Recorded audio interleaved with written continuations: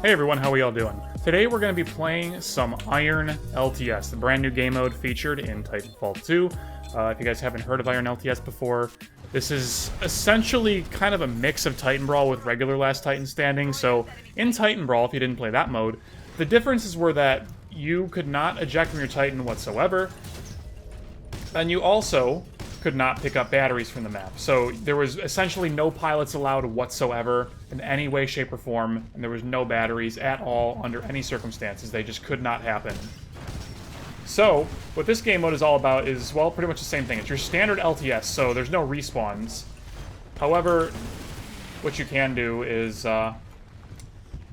actually play a little bit more tactically like the regular LTS would allow.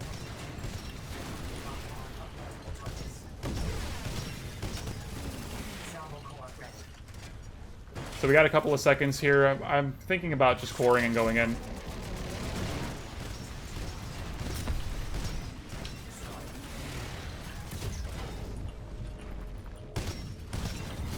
There's really not even a point in shooting these guys directly. It's like, why bother?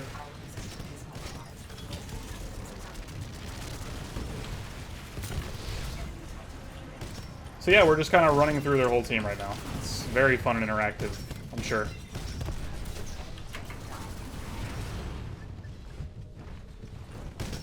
But that's what happens when you have 3 fat Titans all stacked up in one really tight lane, and they're not doing a good job zoning me out of that lane.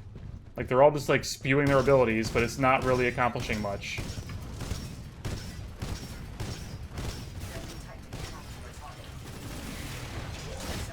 Okay, then.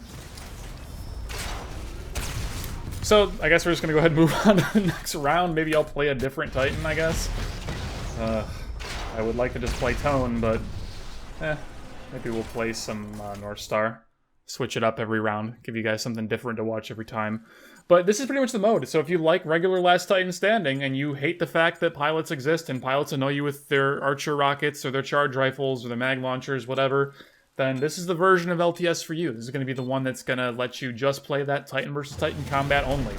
And quite frankly, I'm okay with that. I generally don't like playing game modes that allow both pilots and Titans simultaneously. I really do think the game plays better when you only have one of the two available at any given time.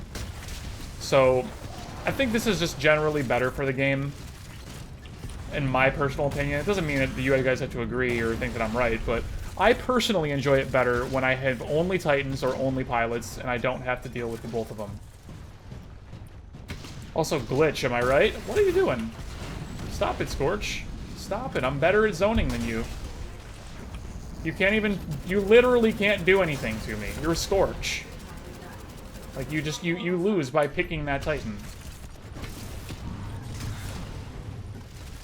I wish Scorch weren't so bad. I love Scorch. He's like my favorite Titan, but I just feel like he's not playable. So we waited on that tether trap because if you shoot a tether trap out while you have a cluster missile up, you're very, very likely to actually kill your own tether trap with it. So it's very important to not do that when playing as North Star. Like, here, watch this. I'll show you. So we got the cluster, right? Watch this tether trap very closely. See it just disappear in the middle of the cloud there? You cannot shoot your own cluster traps out when you have a cluster missile, or you can't shoot a tether trap out when you have a cluster missile up, so that's pretty bad. It's pretty bad. So you always have to be cognizant of that when playing as this Titan.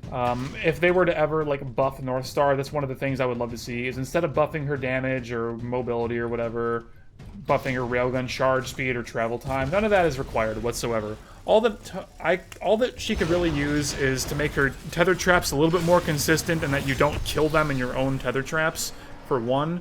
And if they really wanted to go nuts and they really wanted to buff her, which honestly she does not need whatsoever, but the community seems to think she does. And I mean, again, my opinion versus yours, right? So take it with whatever grain of salt you want. But there was a suggestion I made a few weeks ago now, I think, where I had said that it might be interesting if the tether traps did a small amount of damage and or disruption over time. So if someone is trapped by the tether trap, they're not only stuck into place like a chain chomp from Mario, they also take a small bit of damage over time, or they're subjected to an arc effect where their screen becomes blurrier, they can't aim as well. I mean, give it more of a purpose. Now, if they make that a kit that you have to talent into, so you can't have like the double tether traps and just spam the map with them and make that like a really unfun experience for anyone playing the game, then that's probably a smart idea. But something like that just to make tether traps a little bit more useful. So there's a Scorch going for that long-range Scorch flank, but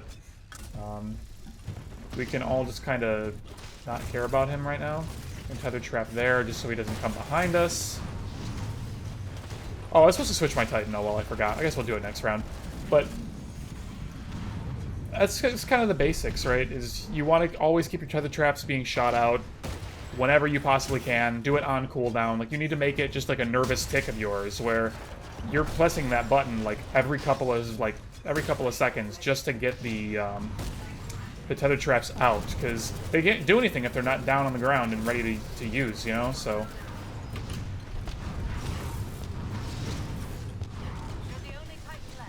I'm all that's left? Hello? Alright. Oh boy. Oh boy. That's a big boy.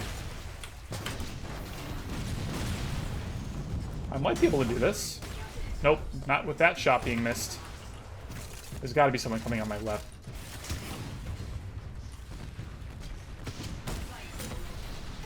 Alright, 1 versus 1. I have no health. Let's see if I can manage it. So here's the thing with LTS. He's over here. The win condition is actually health. If you're doomed, you insta-lose unless both of you are doomed. And then it doesn't matter how much health you have in the doom state. As long as you are both in the doom state, you can draw. So that's my objective right now, is I'm trying to make this into a tie as best as I can.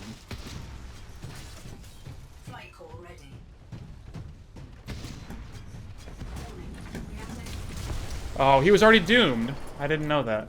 I also didn't hear him at all. It's so weird how Titans are so quiet in this game. Like, I'm listening for this guy, and I still can't hear him.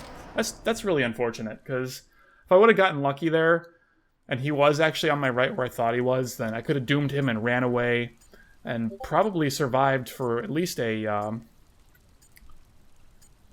round. Oh, let's switch Titans here. Let's go for Ronin. Get some Highlander in here, switch it up a little bit. So Ronin on this map is interesting. I'm not sure how I feel about it in general. I'm not, like, a huge fan of it. But we're gonna just chill right here. We're gonna wait for them to come walking around the corner. And then we're just gonna go nuts. And if they don't come walking around, which they... Ooh, there's a Legion way back there. Okay, my Scorch is, like, ready to go, so...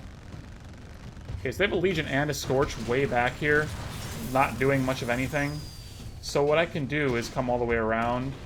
Oh, no, okay. So they're completely split. So what we need to do now is we need to collapse on these guys in the back. Because we have 4 Titans back here, and they're just all split up. Waiting for him to turn around before I start shooting. He's not going to start shooting, therefore I don't need to... Hello? I don't need to actually shoot my gun. That's the thing with Ronin, is, like, you want to conserve the ammo in your magazine for as long as reasonably possible when you, like, reasonably can. So I haven't even needed to shoot, like, a single shot yet. So, okay, there's a double Arcwave Ronin here.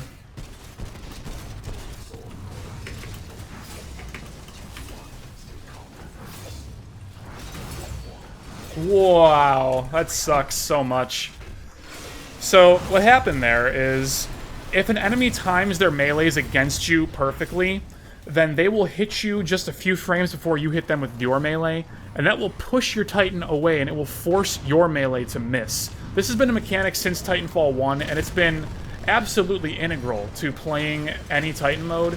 You need to be very cognizant of when melees are happening and who has the melee advantage in a punching fight, because if you're at disadvantage with your melees, then...